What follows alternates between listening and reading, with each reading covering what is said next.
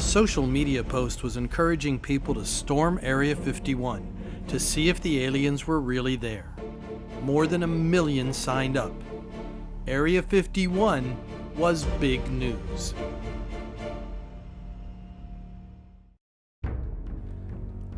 America's vast Mojave Desert holds mysteries and secrets both ancient and modern. From the remains of past civilizations to the trails of pioneers. From once thriving ghost towns to the decaying remnants of old mines. From modern cities to strange military bases. The Mojave is at the center of some of America's most persistent mysteries. At its heart is the most infamous, deepest, driest, and hottest desert in the world, Death Valley. I'm Ted Fay, and for nearly 2 decades, we at Gold Creek Films have researched, investigated, and told the stories, myths, and legends of this notorious desert. But one subject has persisted since the beginning. The rumors and tales that beneath its grand bordering mountains there exists a colony of Death Valley aliens.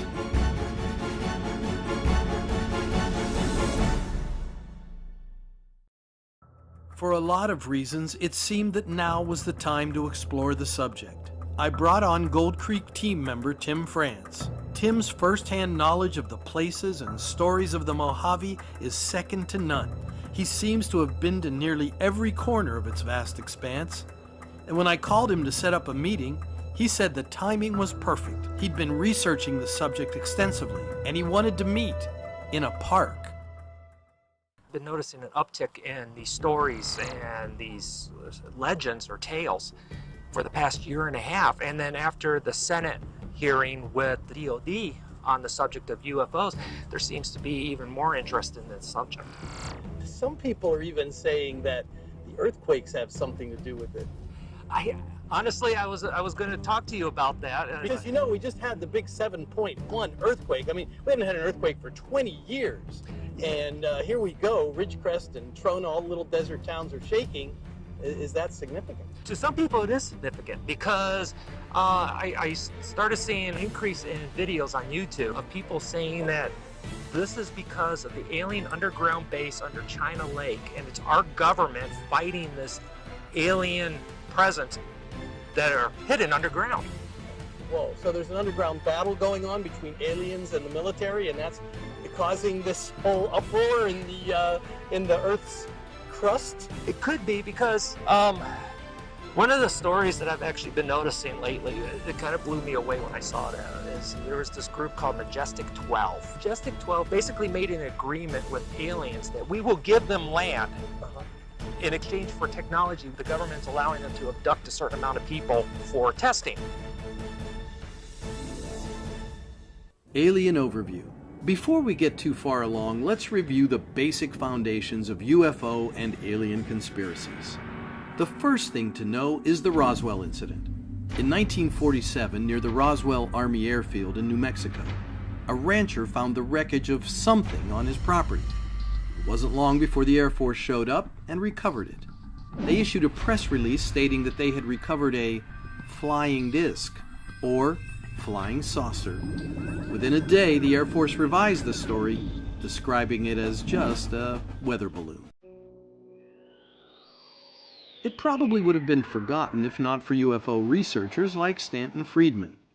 Between 1978 and the early 90s, he and others interviewed eyewitnesses to the Roswell event, including the rancher who had discovered the wreckage. There were enough inconsistencies with the government account and enough corroboration of witnesses to suggest that the wreckage was that of an extraterrestrial spacecraft, and that the aliens were indeed here. And most importantly, it suggested that there was a cover-up by the government.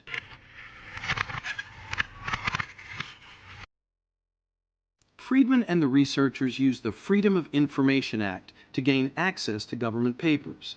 Former insiders also leaked documents. One of those leaked was an alleged executive order by President Harry Truman in September 1947, shortly after the Roswell incident. That order formed the Majestic 12, a code name for a top-secret committee of scientists, military leaders, and government officials to facilitate recovery and investigation of alien spacecraft.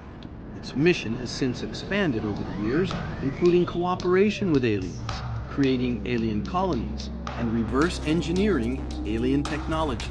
Reverse engineering meaning that engineers can take an existing spacecraft and figure out how it was built and how it operates.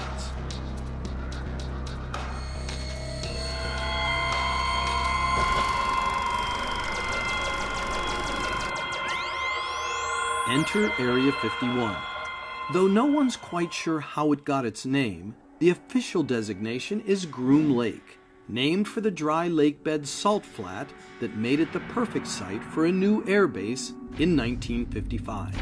The facility was established by the Central Intelligence Agency, the CIA, to develop a high-flying spy plane called the Lockheed U-2, a, quote, strategic reconnaissance aircraft, end quote, as it was officially called.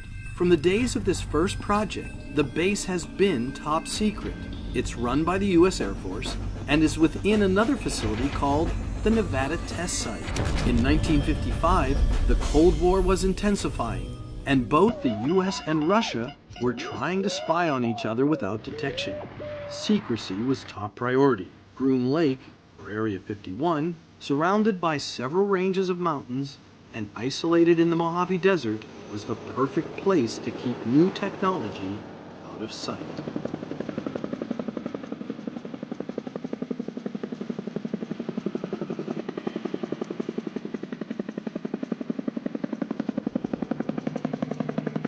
During the late 1950s and 60s, there was an increase in sightings of unidentified flying objects, UFOs, particularly in and around Groom Lake and the Nevada Test Site area. The Nevada Test Site was also where above-ground nuclear testing was being conducted, so Nevada residents in Las Vegas and rural communities around the base could watch giant mushroom clouds from what they knew were nuclear tests. But at other times, there were objects flying in the sky that were seemingly of unknown origin, UFOs. But there was never any reference or acknowledgement of these unknown flying objects. Then came Bob Lazar. In 1989, Lazar was interviewed and claimed to have worked at Area 51 on reverse engineering alien spacecraft. He told of underground facilities and multiple alien ships being worked on in giant hangars beneath the desert mountains. In addition, allegedly aliens known as the Greys have been working with humans for thousands of years and are presently at Area 51. The stories over the years have grown to include other bases and even parks where aliens have colonies. One of these is Death Valley. Stories have persisted of an underground civilization there, encountered by both early Native Americans and later by pioneers, prospectors, and even promoters. Death Valley is surrounded by military installations and other sites where underground colonies of aliens are alleged to exist. There's the Army base of Fort Irwin to the south, a strange place named Lida to the north, the Nevada Test Site to the east, a seemingly innocent ranching location to the northwest called Deep Springs, and a naval base in the desert to the west that is just as secretive as Area 51 called China Lake.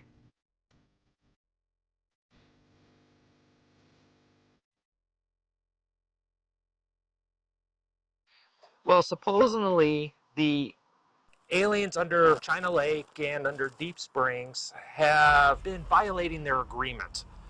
So the U.S. government has started taking care of the issue, supposedly. So you mentioned those places, and you've even said that there's a network of underground tunnels and underground transport systems for aliens and bases and that kind of thing? Yeah, so that you know, little backstory. I have a friend who's really into this stuff. Yeah. With me, I take it as any type of legend, Native American, urban legend. I just take it as a legend. To me, I see it as face value. Right. But again, because of the uptick, I went to my friend and I asked him about supposed underground bases. Right. And this is what he gave me.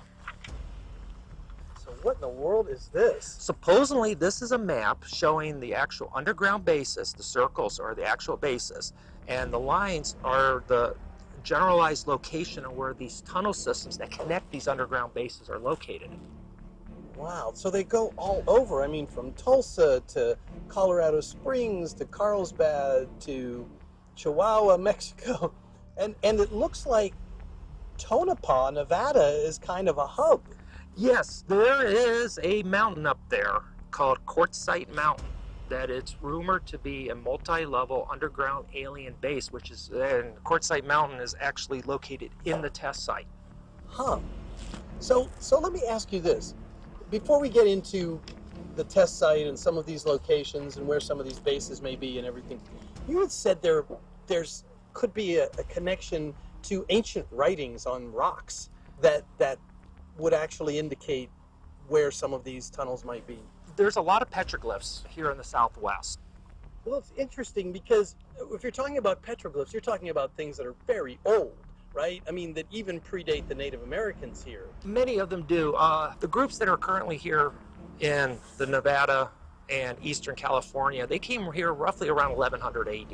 Okay. Give or take a few hundred years. But you can tell the difference between which ones predate the groups that are here and which ones are done by the groups here by how bright they actually are in the rock. Well, I guess my point is that if some of these hints are hundreds of years old, which predates any American sightings of UFOs and aliens and that sort of thing, how do we make the link between an ancient tunnel and an alien civilization, or is there no time to aliens? It's because you got to figure time is a construct that we've actually developed mainly for the planting of crops. All right, so when we started agriculture tens of thousands of years ago, Yeah. we needed a way to determine when it's best to plant the crops, and that's basically when time started.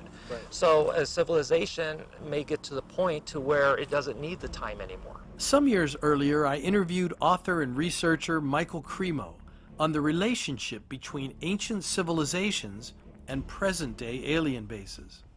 In some cases, we find accounts of these sorts of things, lost civilizations being found in caves beneath the earth, as at Death Valley, changing over time. You know, people initially attributing them to remains of some ancient civilization, perhaps in more modern times attributing them to the influence of UFOs and extraterrestrials. I think at some deeper level, the two things aren't that much different.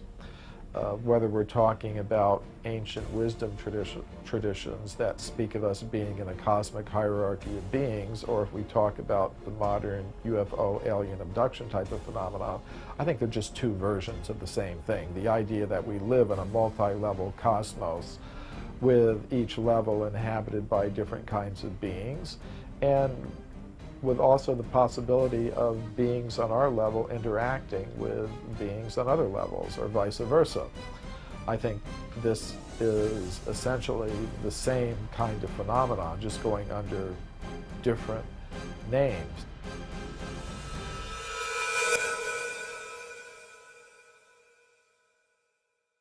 It begins to pose a really interesting question that, are there trails that Native Americans or even the petroglyphs would indicate to us that overlap with a map like this that somebody made that would be based on more current technology? Since I started looking into this phenomenon of underground bases and such, I've noticed a link with the traditional ritual sites or spiritual mountains here in the Southwest and followed their links.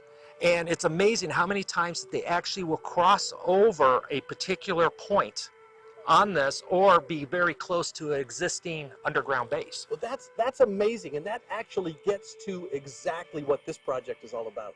Really finding those links between the old technology, as it were, to try to discover and connect with these alien tunnels and bases, and the modern technology and what we know about where these places might be.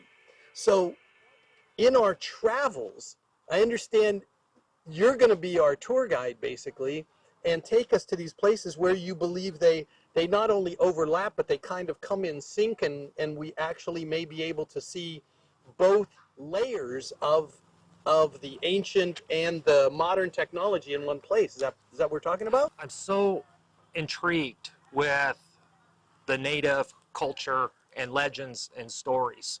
And because I'm a firm believer, every legend has a grain of truth.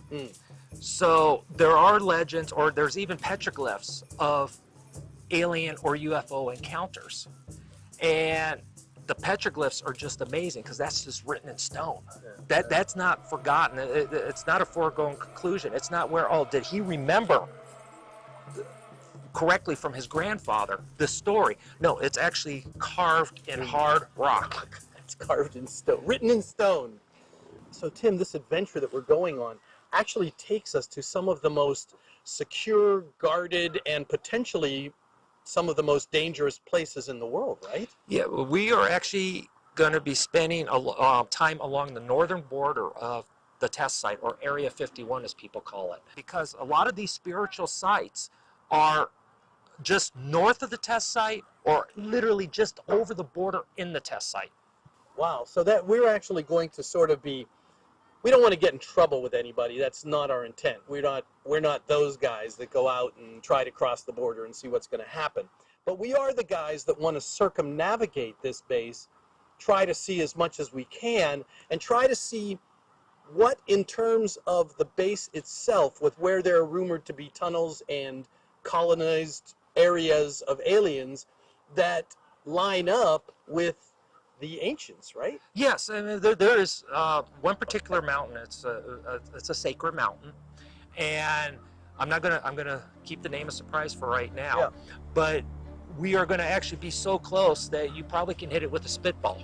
My quest to find out about Death Valley aliens is taking us to regions around Death Valley. What seemed to me would be a direct visit to the Valley of Death is turning into anything but. We head to eastern Nevada, then we go north. So you say right now we are actually running parallel to Area 51, is that right? Yeah, Area 51 is due west of us. Right now we're heading north, so we're going to actually be on the northern border of Area 51. So how secure is this? I mean, as I look across the mountains there, and I see sort of this green here in front of us, because we're sort of a oasis area in the desert, right? Yes. Right now. Right now we're in Brannigan Valley. There's a lot of ranching, a lot of farming went on in this area for years. Right. And there's a wildlife refuge right here. Yes, it's further south. So there's a lot of tourism and everything that goes up and down here, right? Highway 93 in Nevada here. Yes, this is also one of the main trucking routes to get to the remote areas of Nevada. How much of it do you think is sort of a buffer between here and what some would consider the most secretive base in the world? Quite a bit of a buffer. To get to Groom Lake, you have a minimum of about 4 mountain ranges to your west. And these are little mountain ranges. These are actually very vulnerable. So Groom Lake is what exactly in relationship to Area 51? A lot of military aircraft are tested in this area because it's just the perfect area. You have a nice wide open range of this ancient lake bed. It's a dry lake. It's a dry lake. There's not a lake in Groom Lake. Correct. Right. So you have this beautiful wide open area far from peering eyes. And what better place to test aircraft? Right, right.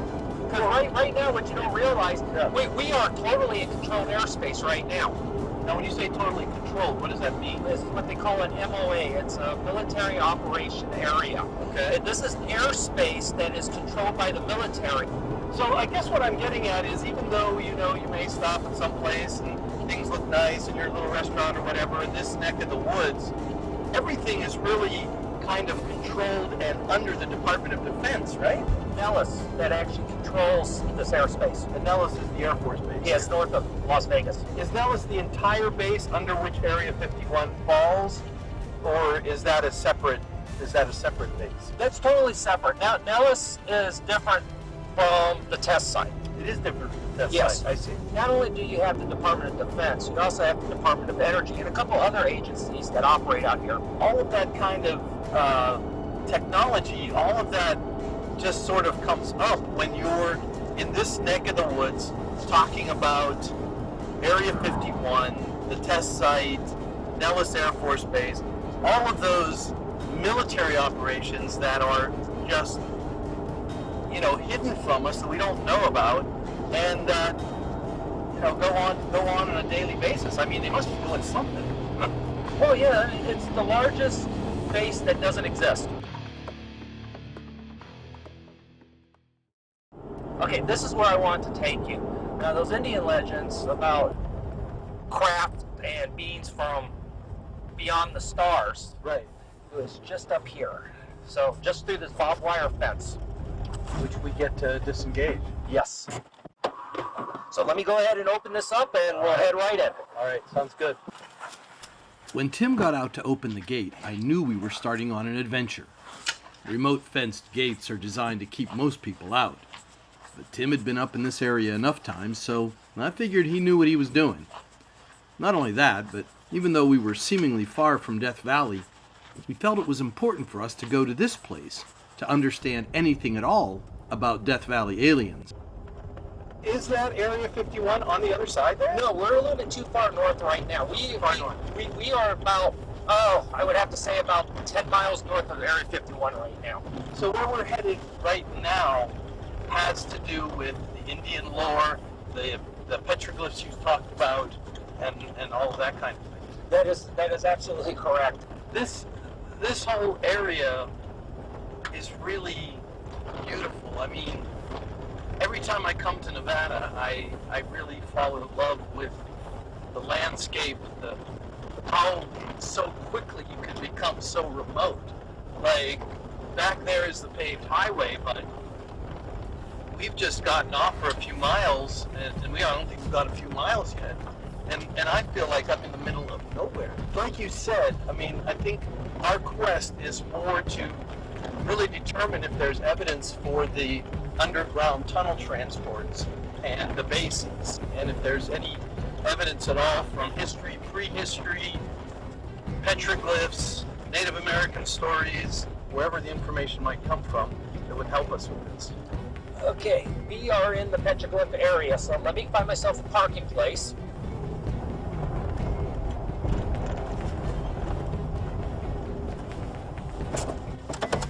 Okay, you remember those Indian petroglyphs I was talking to you about? Right. Well, I have something very special to show you. Well, always looking for a new angle, I put on a chest mount camera to follow Tim towards the petroglyph site.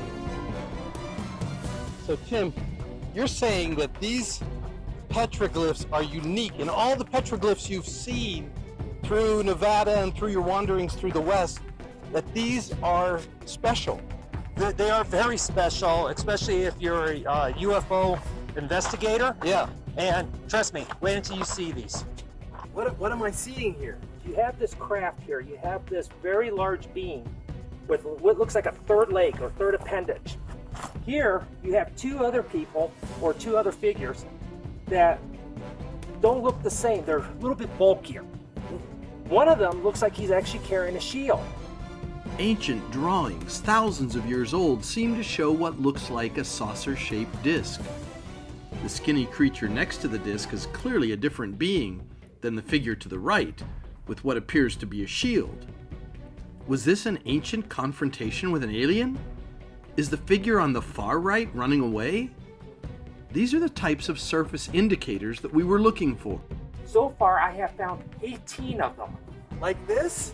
Similar to this, but with craft that look very similar to this, and all the way up to about 600 miles away. We saw on that map that Tonopah was kind of the hub of these tunnels. Yes. So, let's say within a radius of Tonopah, is there any connection there, or does it look like there's anything in that sort of radius like we saw with the tunnels? Where I found these petroglyphs, you have Groom Lake, Quartzsite Mountain, the Lida area, which is extremely spiritually charged in Shoshone and Paiute, the Tonopah Airfield, and a couple other zones that supposedly there are underground bases located at.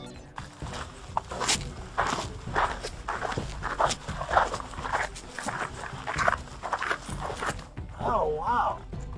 Tim, so I see this here. That's amazing. Now, remember when I said pay attention to the third appendage? Yeah. Look at that right there. I see. Now, what's neat about this is you have the body, Yeah. okay? Then you have a hard pec on the legs, the third appendage, and the arms. Okay. Look at the eyes. They left the eyes alone. So it's almost kind of like a ghostly, haunted They're look. like there, right? But they're like hollowed in a little bit? Yes. That's crazy. But does this relate to our alien petroglyph? It does, doesn't it? I There. believe it relates to the alien petroglyph mainly because of the third appendage. This is really fascinating. It's like you don't really know what to do.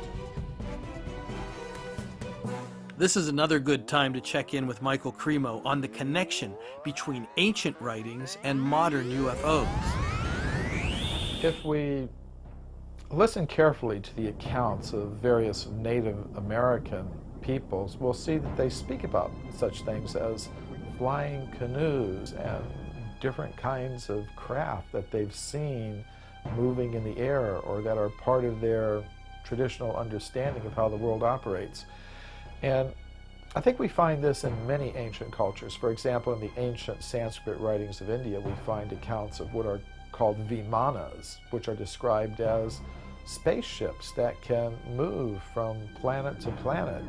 Or they even speak of more subtle kinds of vehicles that can move from dimension to dimension in the cosmos. And according to most of these ancient traditions, there have been interactions between beings higher in the cosmic hierarchy and beings existing at our terrestrial level. So this is something that we find evidence for in the wisdom traditions of various people down through history. We also find evidence for it in the modern UFO and alien abduction kinds of reports. For example, John Mack, who was head of the psychiatry department at Harvard University Medical School, started studying alien abduction reports. He concluded that the people reporting them were not psychotic or neurotic. He said they were reporting something real, something that they had actually experienced, and that he found they were displaying symptoms of post-traumatic stress, which you would expect in cases like this. So even some scientists in the modern Western world have acknowledged the possibility that there may be interactions between terrestrial humans and extraterrestrial beings. So I think we shouldn't be surprised that we find such accounts also in these wisdom traditions of various people. And I think it's a possibility that we have to consider that these are not just fictional accounts, but they are real accounts. How close are these surface indicators to the tunnels that we're trying to find underground? A lot of times, they're right on top of them, or within about 20 miles. What about right now? What do we... We are quite literally only about 10 miles from an actual underground or supposed underground base. Hold on a second. We're right now, these are within 10 miles of what could be an underground base. Yes. And there would be an underground tunnel leading to that. Yes. And Is there any kind of route that we're close to, do you think, pertaining to that map, like we saw the hubs out of Tonopah? We are close to the Tonopah Airport hub. We're also close to the Groom Lake. Now, what's also interesting is not only are we 10 miles away from a supposed spiritual site, Right. we are currently standing on a spiritual mountain. We're going to stay in this area. We are staying in this area. I knew he was going to do this to me. I knew it. So we're going to stay in one of the areas that possibly is one of the most susceptible to alien visitation and possibly within reach of alien colonization on the base that's nearby. Yes. And matter of fact, this is only the first site. All right. Well, I think what we need to do is get camp set up. I agree, because it's starting to get dark. It's starting to get dark, and whatever it is that we're going to encounter tonight or not, we need to at least be prepared.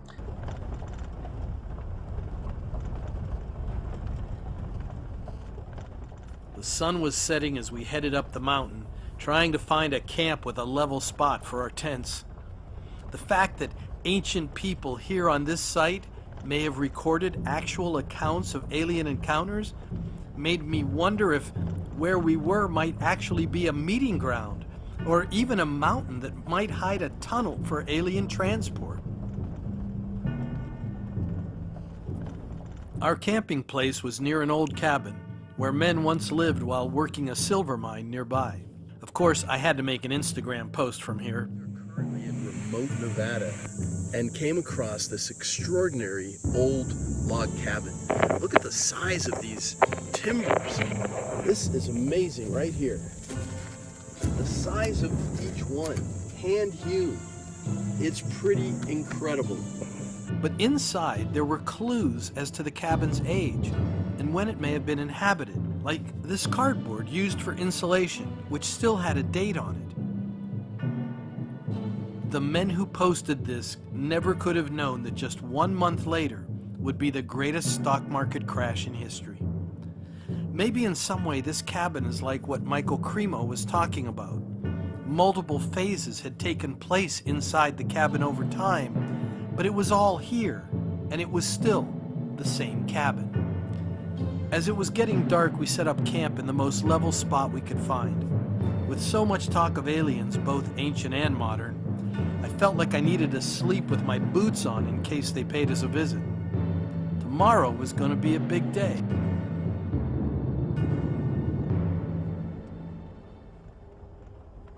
We headed out the next morning. It seemed like endless driving through valleys and through low passes in the mountains.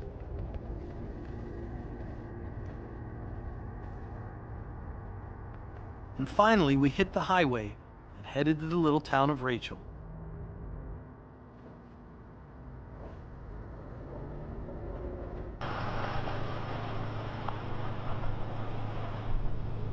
So, Tim, this is the Little Ailey Inn. It's a landmark here in Nevada, right? Yes, it is.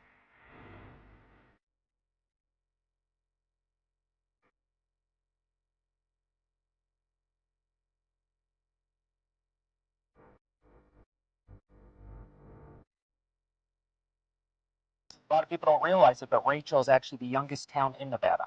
So when we came in, we kind of came in from the backside, like most people come in on the highway called the extraterrestrial highway, right? Yes, we actually cut off half the trip by just taking the back dirt roads from where I took you from the petroglyphs. Well, you know what's interesting about Rachel is I was here about 10 years ago, and we did an interview with Pat, who owns the Little Ailey Inn. And it was actually Pat that said, under Area 51 are bases, additional bases, which connect to bases in Death Valley. And that's where we first got this whole idea and heard this whole notion about Death Valley aliens, that there really would be a connector of some kind. There's a very good probability that tunnels from several places will go into the Death Valley area. I've heard about a colony of beings supposedly that are there. I can't prove it because I've not seen it. I've been told that there's some on Mount Irish, also in a tunnel. Can they go that far? I'm sure it could be done. What I hadn't paid attention to in Pat's interview until I heard it again for this project was that she mentions Mount Irish. That's where the cabin was and where we had spent the night. So we are here at the Little Ailey Inn, and we were seeing if we could go in and talk to Pat again. It's been 10 years later, but Tim, you were telling me something came up. I actually overheard them saying that some people with top secret security clearance are actually be coming here to eat later on. And so we cannot film inside. So people coming here to the Little Ailey Inn with top secret clearances, and they don't want anybody else in there. Well, it makes sense. I mean, because we are literally just a hop, skip, and a jump away from the base right now. Right. And this is why this is the epicenter for ufologists and also for people who are trying to discover the conspiracies that are hidden over in Groom Lake. And when you say the base, we're talking about Area 51. Yes. Right, right. And so that's why this place is here as sort of a tourist attraction, the little alien, and it's on the extraterrestrial highway. So they really play it up, right? Yeah, sure, play with the extraterrestrial. Think about it. The state of Nevada is playing it up. Right. Because the extraterrestrial highway is not just a local designation. Yeah. It's actually the name that the state has given to the section of the road.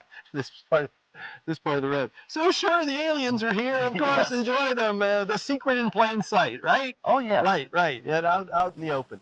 Well, we have our next destination is where again? It's Quartzsite Mountain. Quartzsite Mountain. And it's believed to be an alien underground base is actually believed to be in that mountain. And what's interesting is if you go off of, follow Sacred Mountaintop to Sacred Mountaintop, Quartzsite Mountain actually perfectly intersects with a direct line to the from the mountain we were just on to another mountain range that is considered sacred. Wow. Well, I'm looking forward to that. So let's go and talk about this a little bit. Okay. We're actually going to follow a GPS map. We're going to actually be doing that. Yeah, we're going to follow a GPS to the location to make sure we don't get lost.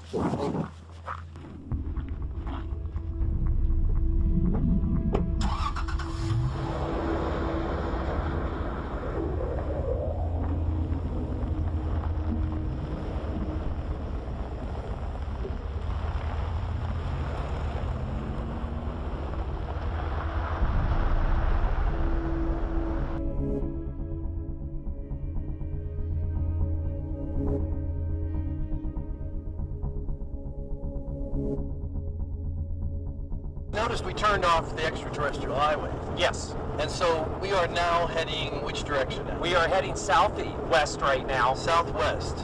And we're heading towards Area 51. Yes. So at what point do you start getting security and that sort of thing? It's like right on the border. So they don't really do anything unless you really cross right over where the sign is. Well, it looks just as innocuous and kind of pretty as the other valley we were coming through that wasn't Area 51. Now, how many times have you been on the border of Area 51? A couple times. So does it ever make you nervous? Like I feel a little nervous right now. Like this is something I've always heard about, Area 51, but I've never really ever gone to the border or seen where it is. It doesn't make me nervous for two reasons. I'm not doing anything wrong and I'm not crossing the border. Yeah, well, my friend that I've been talking about, Your friend that's going to do the interview with us? Yeah, okay, keep dreaming. My friend, he actually was greeted by a gunship, an Apache gunship. You mean a helicopter? Yes. Whoa. But he was kind of an idiot and drove a little bit further in than he should have. Well, we're not going to do that. We're not going to test the boundaries. We're not going to do any of that stuff. What our goal is to really find, as we've said a number of times, to really find these tunnel connections, these locations both above ground and potentially underground that would give us some indication that there are tunnels that go from Area 51 to Death Valley and to other places, and potentially having that hub up there in Tonopah. That would be interesting. We got cows. So are they grazing on DOD land? Are they grazing on Department of Defense land? No, they're actually grazing on BLM right now. This is Bureau of Land Management. So are we heading straight to Area 51 now? We're heading straight for one of their remote gates. Straight for a remote gate. Oh man. This kind of nerve-wracking. It's like, oh God, we get too close. We gotta find out. Now, can we shoot on this side? We can shoot on this side. So we're actually looking at Area 51 right there. We are looking right at it. That mountain way off there in the distance, Yeah. that's Quartzsite Mountain. That's Quartzsite Mountain. Are we being watched right now? We are most likely being watched because there's camera up there. We're way up there on that facility. Okay. There's probably cameras up over there. So, yeah, so they know we're here. That's crazy. It's crazy because it makes my stomach flutter a little bit, because you've heard about it, you've you know, and you've seen documentaries about Area 51. It's so famous, it's so well known, and here we are at the border.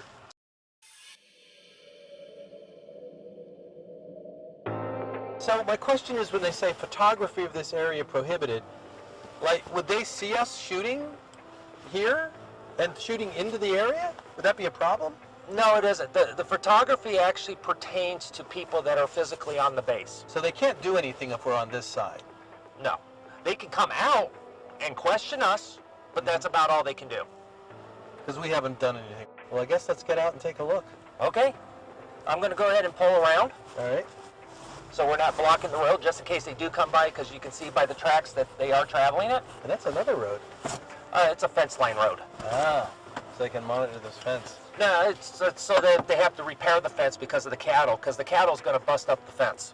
Because they're going to, you know that saying, everything's greener on the other side? Yeah, yeah, of course. Cows are the epitome of that. Right, right. This is the gate to Area 51. Well, this is one of the gates. One of the gates. But it's got enough signs to let you know. Oh my gosh, Tim, so this is it. This is Area 51. Yes. So Tim, like, I'm actually like quasi trespassing here, right? I'm partly in Area 51. That just means they'll arrest your hands. Oh, great. But clearly they don't like pictures around here. No, and that's why I kind of like to have us hurry up and finish this. Yeah, yeah. Because yeah. we don't know how they're going to react to us. They may be nice. They may be a little bit mad. Mad. Yeah, yeah. But it's incredible though that we're here, and you pointed out, you said that mountain down there, that's Quartzsite Mountain there that we can see? Yes, that is Quartzsite Mountain. Yeah. And that is where the supposed underground alien base is located. I see. So we could actually be looking at an area right now where they have stored the aliens.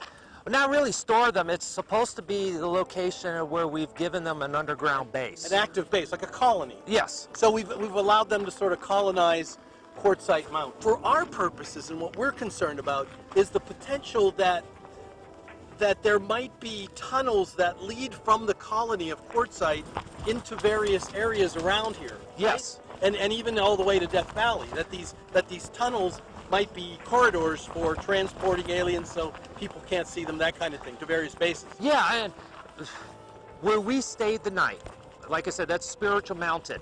If you actually take the UFO petroglyph that I showed you, Yeah. or the unidentified petroglyph, Right. and you actually run a straight line, it actually goes through Quartzsite, right past Lida, through Deep Springs in California, over to where there's another UFO petroglyph. So it's like a straight above ground ancient pathway. Yes. And we believe that may parallel an underground pathway that either may be as ancient or follows that path. Yeah, because it has two focuses. First is you have these weird alien UFO type glyphs Right. that you really can't explain. And then on top of it, you listen to the Shoshone Paiute legend, it's following the spiritual lines. Right. Can't believe we're out here. I've never been to this border of this base of Yes. Area 51. You had said there was a series of lakes, you said, that were sort of concentric circles. So describe that to me, and so we can kind of visualize that. Essentially, they're circles that come out from a central point, and a lot of ufologists who see these, These are like little lake beds? they're dry lake beds. Dry lake beds, and they're in circles, and they're varying sizes. Yes. And a lot of ufologists believe these are actually landing pads. This is all getting way too interesting. Way too interesting. This is really fascinating. So what's our next destination in relationship to this? So we understand that we're here because of the Native American, the spiritual connection, the connection between the petroglyphs leading us this way, Area 51 being right on the path. What's our next destination now for tonight? Our next destination is to an area called Project Faultless, which was a DOE site where they were detonating nuclear explosions underground. And you think possibly for what purpose? It's not what I believe. It's again, what a lot of ufologists believe. Your friend. One of my friend being one of them. That we're going to interview. No. And he believes they're using the nuclear explosion as a cover story for other events. Be it a new tunneling machine put in place, a new underground base was being built. Yeah, this has been extraordinary, being here, being right on the border, seeing that it's guarded with just a little padlock there. And a flimsy chain and a little bit of chain link. A little chain link. Well, let's leave the border of Area 51. Let's go see if we can find the connector to Quartzsite. Okay. All right. Well, it was incredible being at the border of Area 51. Just the idea that we were being watched, that crossing the border, as remote as it was, could literally end up in a confrontation with the famous commandos, or even a Black Hawk or Apache helicopter.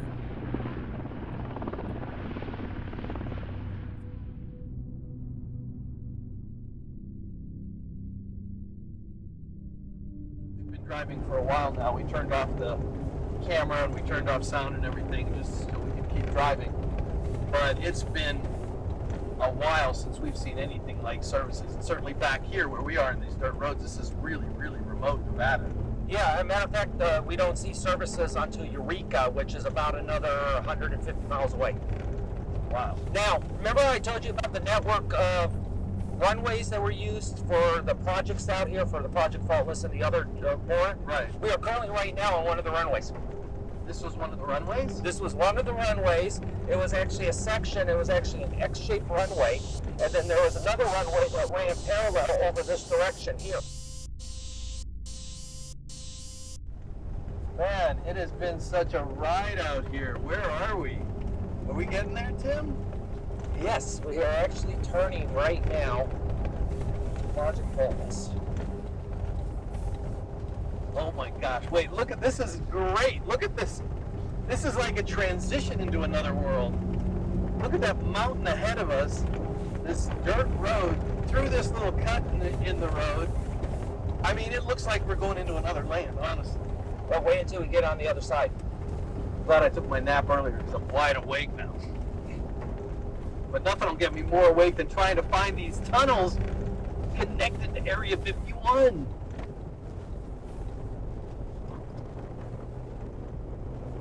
And just think of the activity that took place out here. All of the activity, nuclear activity, people running around with a bomb, a nuclear bomb out here. When we get to the point, we are not allowed to dig or pick up any rocks. We can't dig or pick up any rocks at the location we're going to? Yes, they actually have signs that actually say that because it's still hot. So it's still radioactive? The ground underneath where we're going to be standing is still molten. What's our risk of exposure to that? Very minimal. Because They say it's safe. it's so far underground? Yes. But the rocks could be radioactive. Yes. Okay. I don't know how that works. There is Project Faultless. That's it? That is Project Faultless. That's it. There's a marker on it. Yes. Now, before we get out, Yeah. you see how tall that caisson is? Yes. The ground used to be level with it. The ground used to be level with it. Yes. So what happened? It's because the ground underneath melted and it sank. So this was all higher? Yes. When did they do this? This was in the 60s. So let's go take a look at the plaque. All right. So here is this thing, Tim. Look at that. Marker and everything. A nuclear detonation was conducted below this spot at a depth of 3,200 feet. The device with a yield of less than 1 megaton was detonated to determine the environmental and structural effects that might be expected should subsequent higher yield underground nuclear tests be conducted in this vicinity. That's a lot of words. Yes. That's a lot of words to tell us what they were doing here. They lowered an atomic bomb into the ground right where we were standing. There were measuring devices around the site. They wanted to see how the bomb would affect the surface, and if there were in fact faults that would be impacted by the blast. The aerial shot here shows the moment of explosion and how the ground actually sank. Today, it's obvious that Ground Zero sits in what is essentially a nuclear-made crater. But we know there are other reasons why they might have put this here, why they might have done this particular test here, right? There are other reasons. Yeah, it has been speculated by my friend and some others that this was one of the connecting tunnels to the alien underground base network. Right.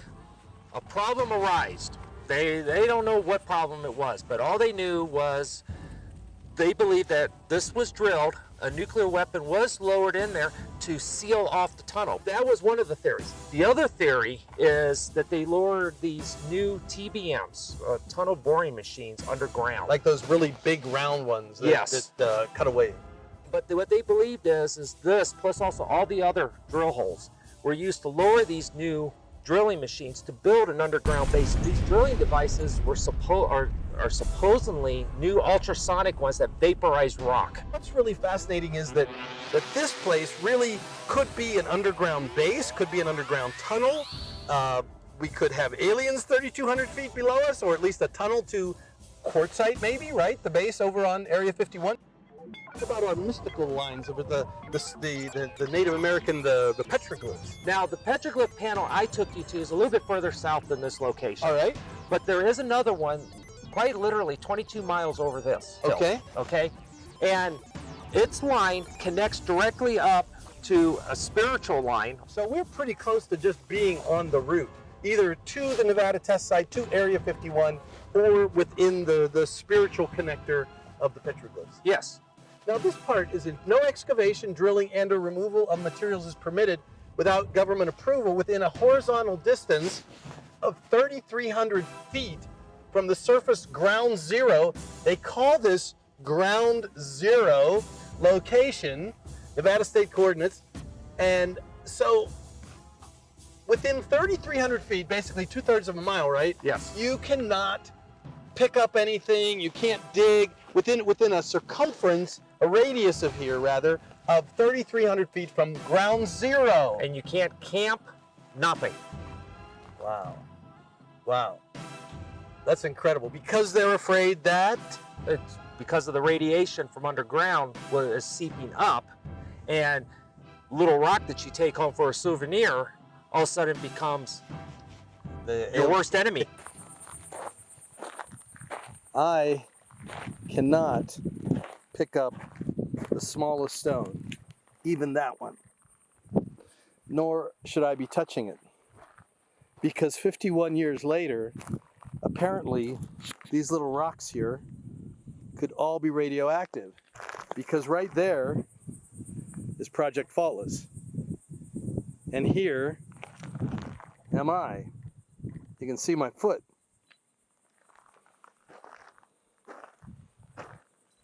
None of this can be touched. This rock here, I am prohibited by law from touching that rock right there. And so I didn't. But it really makes you wonder why. Is it just because all of these rocks are radioactive? And then if they are radioactive, then how is it possible that this site is safe? So it makes you wonder then, well, if it's safe and they're not really radioactive and I can be in here, but I just can't pick up a rock, did they just make that up? Did they just make it up that it's radioactive and I can't touch a rock to distract me from the fact that underneath that thing right there is an alien base or an alien tunnel? Is that what they're doing? Tim was doing the drone shot, and I was getting a little behind the scenes while I was exploring the radiation here. But Tim, tell us the problem with you getting this drone shot. The problem is when I get above the casing and start hovering above the cement that's over there, on the cement plug, all the electronics inside the drone go haywire. Whoa. They literally, but then when you get away from it, it's okay? When you get about 25 feet away, there's no problem. But any closer, and especially on top of it, the compass goes haywire. The IMU, which is a control system to determine where it is in space, goes haywire. It loses all GPS satellites. It's just very strange. Right now, this just happened. Yes, it actually has happened twice. Both times I went up above the drone or above the casing. Because I saw you were frustrated. You were frustrated at one point. You're like, oh, why isn't this thing working? Is that what it was? That was it.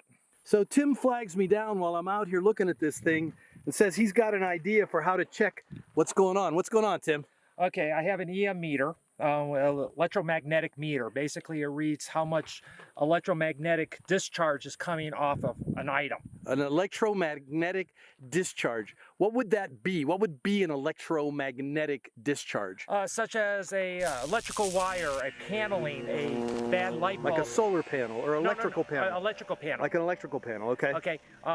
Anything dealing with electricity that will generates electricity. Yes. Something that generates We electricity. generate electricity. The planet itself, its background EM radiation is anywhere from 300 to about 400 milligauss. Okay. All right. So I wanted to see what was causing the drone to go haywire. Okay. So I pulled out an EM meter, and if you come here, Okay. we're pretty high in this area. At this point, we're at 900. But watch what happens when we get closer to the caisson. Okay, It's going crazy. it's going up the higher we go. And the longer we sit here, the higher it will become. At one point I had it up at about 2,900 milligauss. So what does that tell you about this thing? It's generating some type of electromagnetic field. Matter of fact, when I did it last time, here was about 1,200 milligauss. So it's actually dissipating now. Whoa, so it's some sort of field that goes in and out. Yes, it's actually fluctuating. Maybe with aliens beneath us that are generating electromagnetic fields in and out as they go through the tunnels. But what's amazing is the higher you go, the more, the higher it goes. The higher it goes. And that's where the drone was going haywire. Wow. Because the drone's going to cease working. Its collision avoidance system, its compass, all that is affected by EM. Whoa. That's so crazy. This thing, had you ever seen it go like that? Can we see it one more time? Sure. Had you ever seen it go crazy like that? Only when I put it next to an electrical box when I was trying to find a blown fuse. So we got low Yeah. in the 500s. And we're just steadily climbing the higher we go. Let's see. Let me get in there. That is just like going nuts. Is that going nuts to you? Yeah, it is. Because like I said, background's anywhere from 3 to 400. And now we're going down. So Yeah. we're going down the caisson. And this is the amazing part. When we get down to the ground, Yeah. so now we're going back up again. Back up again. Whoa, hold it. There we go. Let's go back to the ground again. Whoa, it's going back up again. What would explain that? There has to be something electromagnetic in this that's radiating. Now, the nuclear explosion underground and the reaction, since it's molten underneath us, Yeah. the molten rock can be causing an electromagnetic field. Yeah. Or if you want to go towards the realm of the aliens, now you can say maybe there is an underground base down below this plug.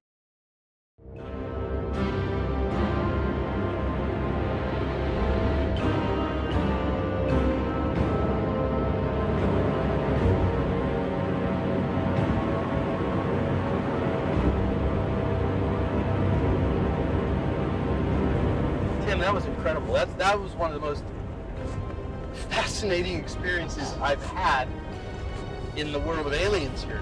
This is really interesting.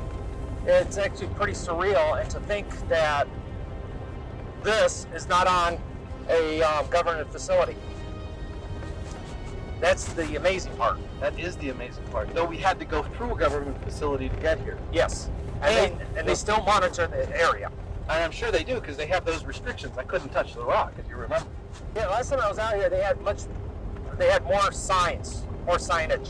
Maybe it was causing too much Yeah, people are just starting to see it, and they figured if it's less obvious, less people will come out.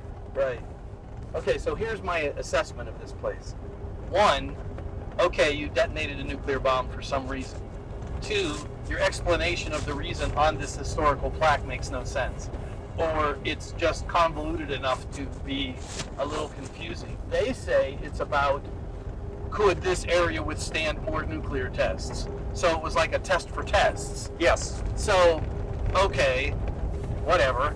And then thirdly, you go out and you get this command that you're not allowed to touch these rocks because they're radioactive, but oh, we don't have this fenced off or anything, it's okay for you to come on out.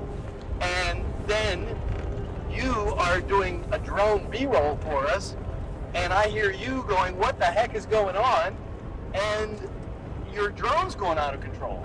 Zeroed out the ground, and it thought that it was coming in for a landing, and it was coming in for a landing very fast. Right on the top, would have been on the top of the Project Faultless marker. Yes, and right there, the case off. Yeah, it would have came right down on that, and it would have hit hard. And then the fifth thing that happens is, well, I decided to take my ghost radar over, which was going spastic, by the way, and then you see me do that, and then you're like, well, let me get the real thing. Let me get this EM monitor, which again is, EM stands for Electromagnetic monitor. And then this is the fifth piece of evidence. The fifth thing that happens is what? It just goes haywire. It goes nuts. It goes up, and the higher you fill up the caisson, it gets stronger, which in reality it should be getting weaker. Project Faultless is a mysterious site. Could easily be a portal, could easily be significant in the world of aliens, extraterrestrials, tunnels, and the fact that evidence 6 is that it's pretty close to being on the Mystic Petroglyph Trail. Project Faultless is an amazing place. And for that reason, we're not going to actually give the exact location of any of these places that we visit. But we feel like what we're doing is gathering evidence to suggest that these tunnels may exist, that aliens are transported back and forth from to these bases. Maybe not on Area 51, but we've come to a very, very interesting part of Nevada and the secrecy behind these bases, tunnels, and aliens.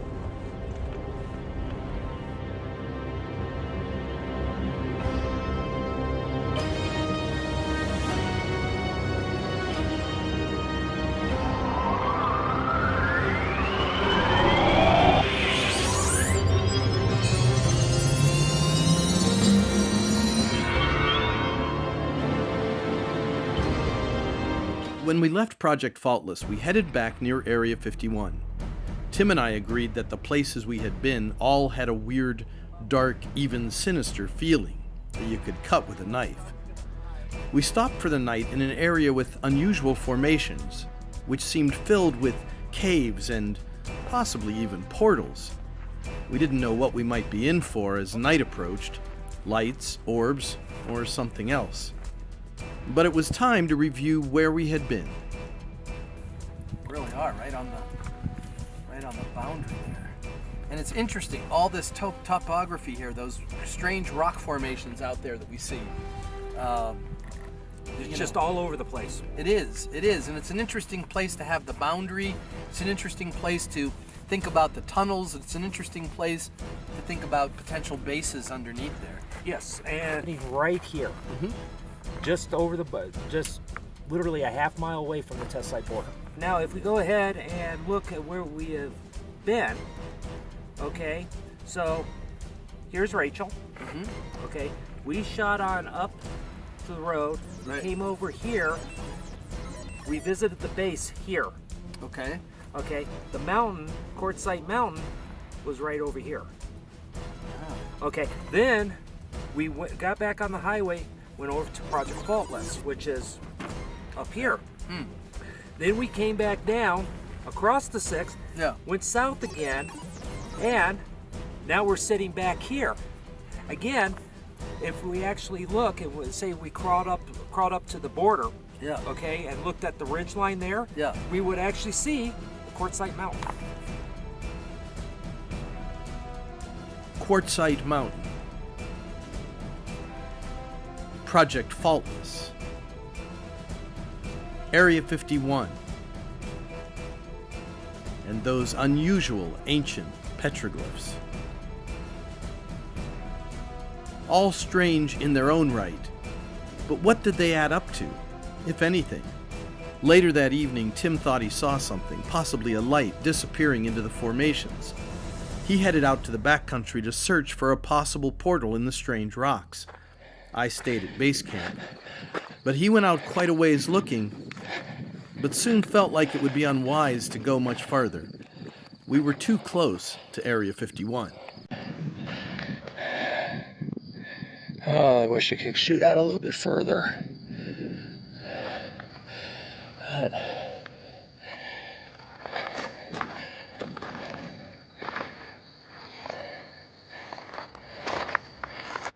Tim made his way back to camp, and I went out to meet him. And that was the end of the hunt. I mean, we're on the edge of Area 51. We're close to. We are literally at the base of a spiritual mountain. Yep.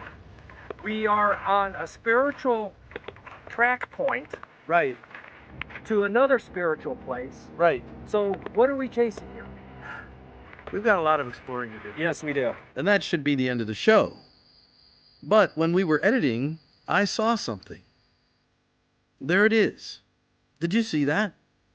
Tim had missed it out in the field. So I gave him a call and asked him what it was. I was just wondering if you had seen it, or if it was something we missed, or what the heck it might be. I mean, it just looks really odd, to say the least. The first thing that went through my head was we are on a very spiritual mountain. I mean, we are talking about a mountain where a lot of rituals were done and even vision questing was done. Right. We were very close to a supposed underground base, Quartzsite Mountain. Right. Could it have been something else that was emanating from the base? Right. And so a lot of questions were going through my head too when I was reviewing the footage. Right, that's what I was wondering. Like, I mean, you know, we're looking for the big things, right? We're looking for the UFO and the little green guys to come popping out and the reptilians or whatever. But, you know, I mean, does some evidence show up as just sort of small stuff like this? Well, I went ahead and I watched it several times. Yeah. Trying to figure out why I didn't see it. Yeah. So I just kept watching it.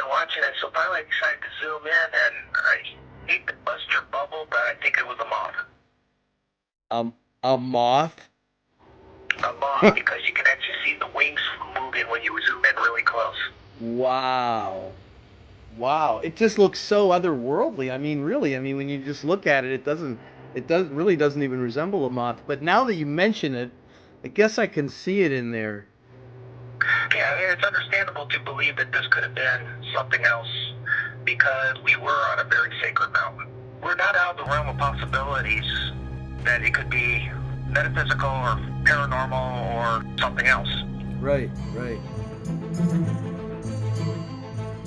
But moth or not, is it possible that this place is alive with activity from other dimensions? Maybe other worlds? Are we the newbies on the block? Those in charge at Area 51 would surely know about this, but perhaps there's nothing they can do. They're just employees, powerless to do anything about whatever is behind UFOs and other phenomena. And could it be that there's a paranormal aspect to all this? The UFOs apparently interacting with select witnesses? After exploring the bordering formations and phenomenon of Area 51 and seeking ancient clues, we come back and the Storm Area 51 thing hit the next day. Coincidence? You never know. But one thing's for sure, there's speculation that the aliens are here and have a base in a valley named Death. While we continue to gather evidence on its borders, it seems that all roads lead there, and that we may soon encounter Death Valley aliens.